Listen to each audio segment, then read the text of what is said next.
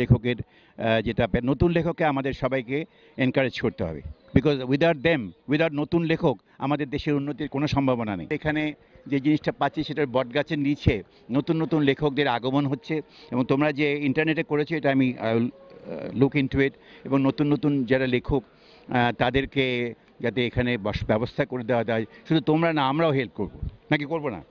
নিশ্চয়ই হেল্প করবো, এবং আমরা যাতে সমস্ত পৃথিবীতে, আমার ওয়াইফ এখানে আসমা আব্বাসি আসুন, ও দু একটা কথা বলবে। বইমেলায় এসে তো সবচেয়ে ভালো লাগে যে মেলাটাতে এসেছে তার নাম বইমেলা। আর আমি যেহেতু দীর্ঘদিন অধ্যাপনা করেছি বাংলা সাহিত্যের, কাজে বই হচ্ছে আমার প্রাণের জিনিস। এবং তোমাদের মতো তরুণ যারা বইকে এত ভালোবাসো, তোমাদের দেখে আমি আরো বেশি আনন্দিত হচ্ছি।